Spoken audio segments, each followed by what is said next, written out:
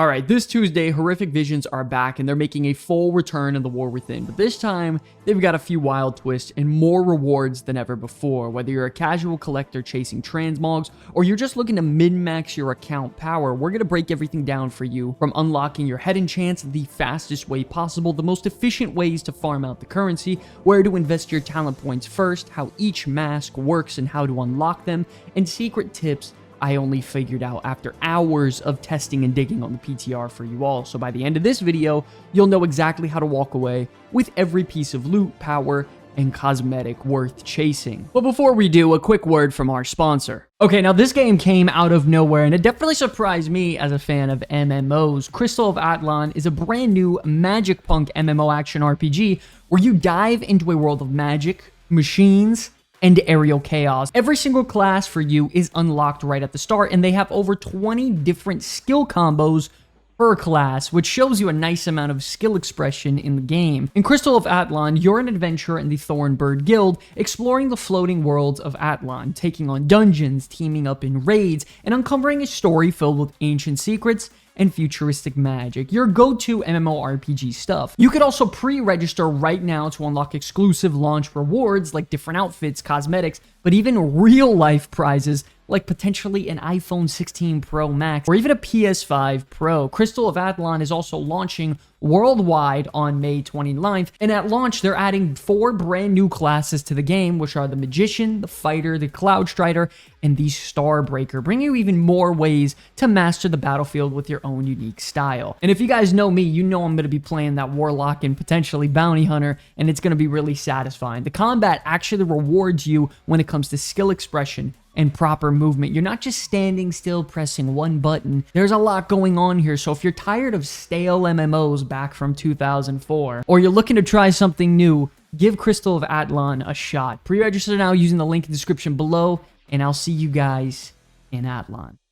Now, getting started with Heroic Visions, this is a solo or group scenario mode originally created from BFA, where the whole idea is you've got a sanity meter, which is a timer that constantly drains while you're trying to kill as many monsters and bosses as possible inside a corrupted vision of either Orgrimmar or Stormwind before the timer runs out. There's a bunch of ways to increase how long you can be in there, like filling out your talent tree, unlocking passive upgrades through tributes, and gearing up. And once things actually become too easy, you crank up the difficulty using something called faceless masks. Now, these are modifiers that make your run very difficult, but they also multiply the rewards where you can eventually stack up to 8 masks at once, and trust me, it does get pretty brutal, but an absolute necessity if you want to purchase all of the rewards that this event has to offer. To get started, just head to the southwest side of Dornegal and talk to Sora Dormy. She'll kick off the questline and teleport you straight into your first vision. Once inside,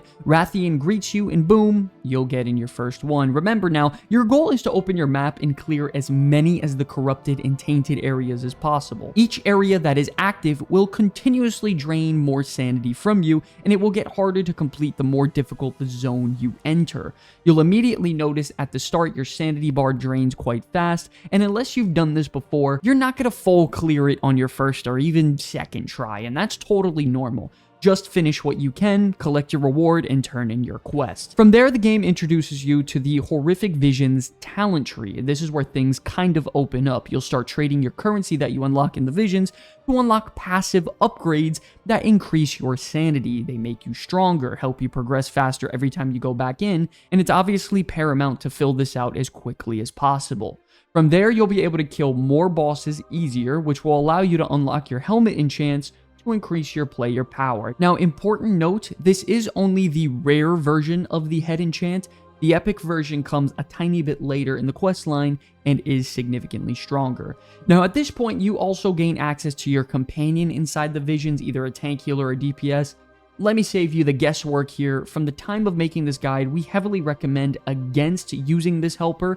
Her benefits at this point on the PTR do not warrant the extra scaling she adds to all of the enemies in there compared to just simply bringing a second player. So I would say either run completely solo or with a friend. Do not bring this NPC. Immediately entering, you'll also notice a new extra action button called the Sanity Restoration Orb. The trick here is to gamble with it not blow it early, and wait till you're nearly out of sanity completely so you can get the maximum value out of each orb to restore your entire sanity bar. Now that you've learned all of this, you should be relatively close to full clearing the first entire vision, and if you do this a couple of times, you could invest a few more talent points and be able to earn your enchantment. But yes, I cannot stress this enough, it might take a couple reps to really learn the layout of where everything spawns and where everything is located. Don't forget with your talent tree, these upgrades are account wide and they massively increase how long you can stay inside, which directly impacts how much currency you can farm out effectively. Once they give you access freely through all the talent tree, I also recommend going through the middle track to reduce the amount of sanity that's drained from you, and then increase the track on the left side to buff you personally. When it comes to turning in the quests and getting your head enchantment, understand that all of them are around the same when it comes to a DPS increase. So typically, you could just pick the one in terms of flavor that sounds enticing to you. After you complete that said quest, you'll get another quest from that same vendor that will give you the opportunity to earn your epic version, which is stronger. The concept stays the same. You save up 1,000 mementos and you turn in 8 of the brood tokens that drop from bosses at the chest in the end. At this point, you should have a good amount of talent points invested. You should know the routes by now, and you should be just about full clearing the entire vision. After doing this, you will now have access to a quest that you loot from one of the end chests when you full clear from Rathian.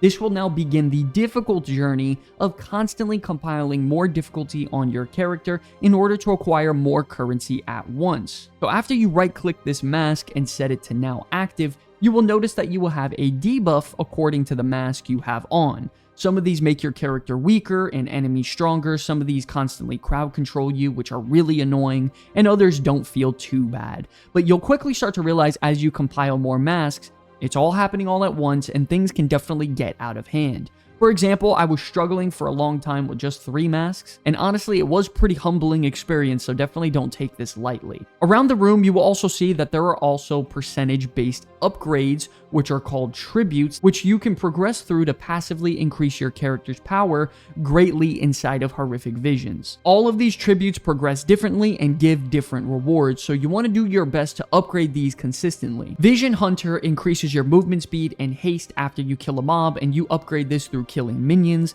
Elite Extermination restores sanity every time you kill an elite boss, which is massive in terms of how long you can stay in the vision, and it's upgraded by killing elite minions. You can tell which enemy is an elite minion if they have the sanity breaker buff on them. You have experimental destabilization, which increases your damage done or damage taken depending on where your sanity is at, and this is empowered by killing bosses. And then you have the tribute of clear sight, which will progressively allow you to see hidden loot chests throughout the vision, which give you a nice chunk of mementos.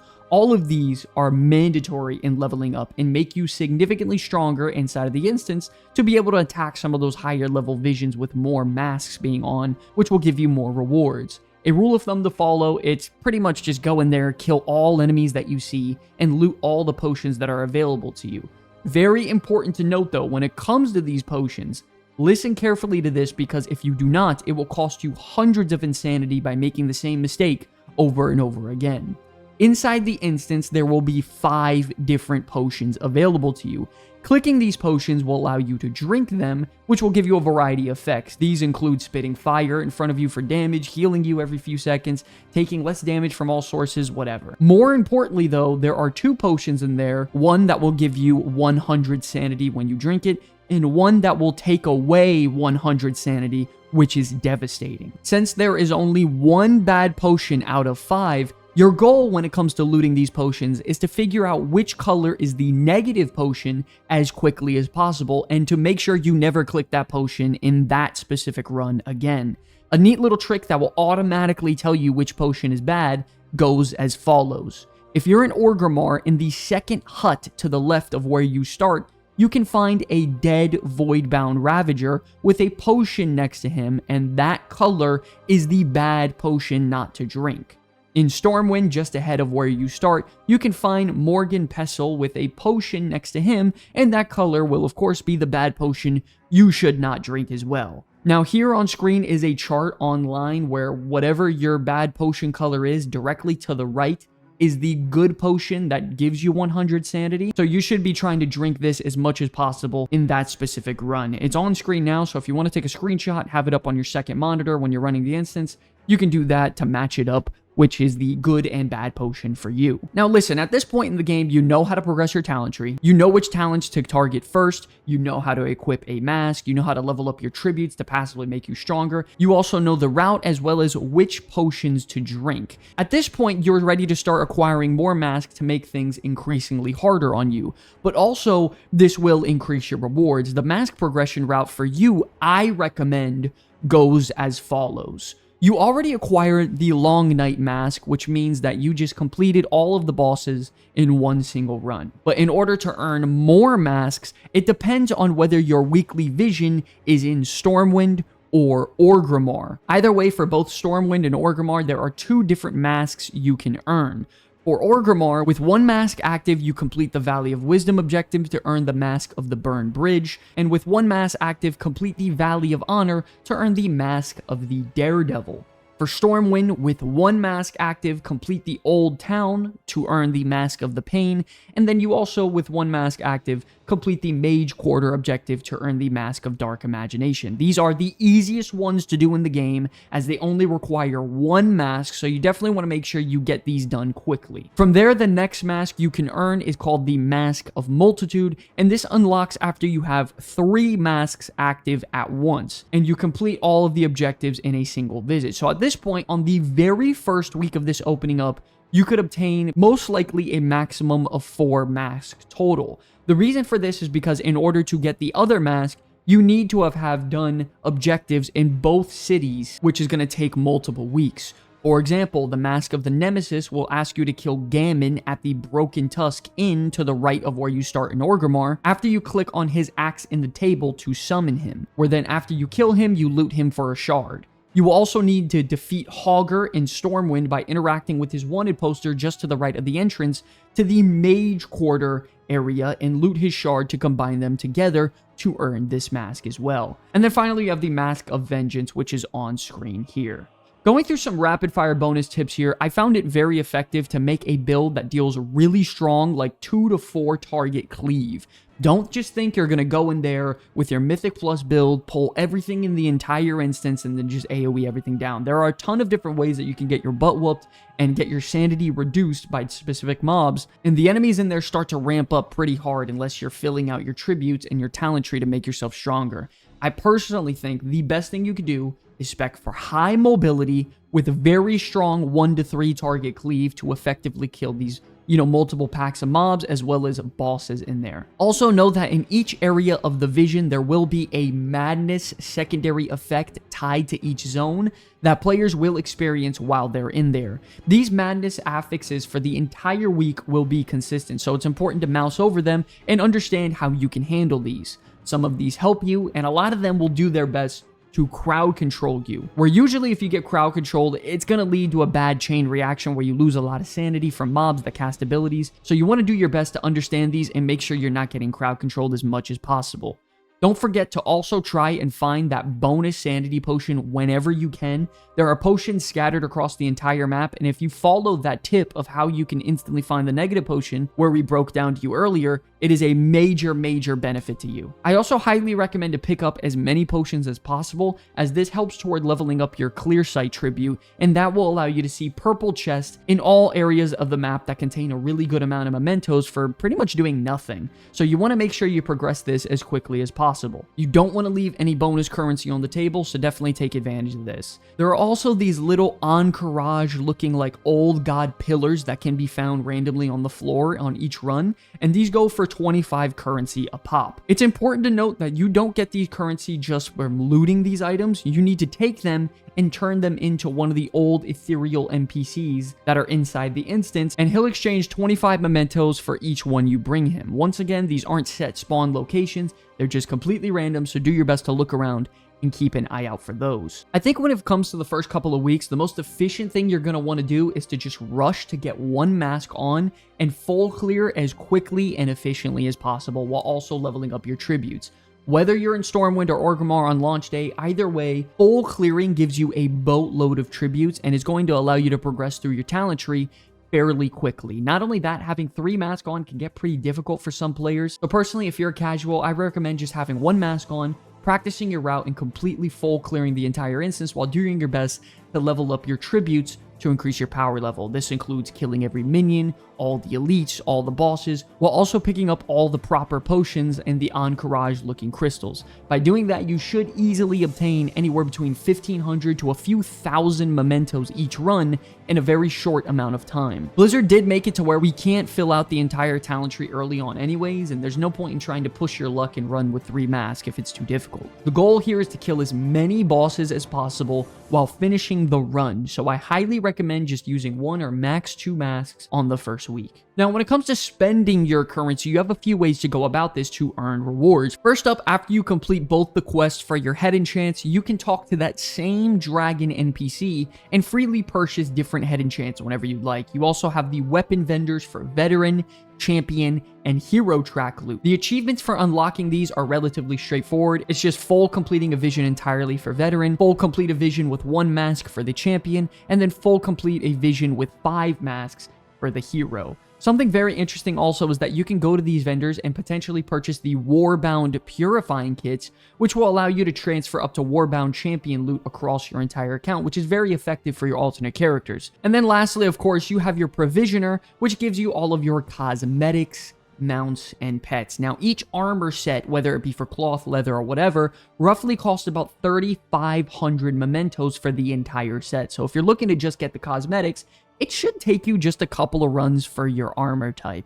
There are also pets here that cost a few thousand, cloaks that look great that are just a couple of hundred, and then of course you have the big ticket prizes like the 40,000 memento mount. I'm probably going to be pushing for this bad boy after I unlock like all of the masks and my character's strong enough, but I don't think I'm going to be doing that anytime soon. Now, when it comes to individual player goals, for the sweaty players out there that are only interested in player power, I highly suggest just progressing through the quest line and finishing up that epic quest chain that gives you your epic head enchantment. After that, there's not really much you need to do for this because a lot of this doesn't really increase your player power. For the casual players out there looking to get a couple pieces of loot as well as some player power, do your best to get that epic head enchant while also full clearing with at least 1 mask so you have access to some champion weapons. Not only that, you won't really need to invest too much in your talent tree if you're not looking to full clear up to 8 masks. So I would simply just do a couple runs, get my cosmetics that I'm looking for, and then be about my way. When it comes to the major collectors out there,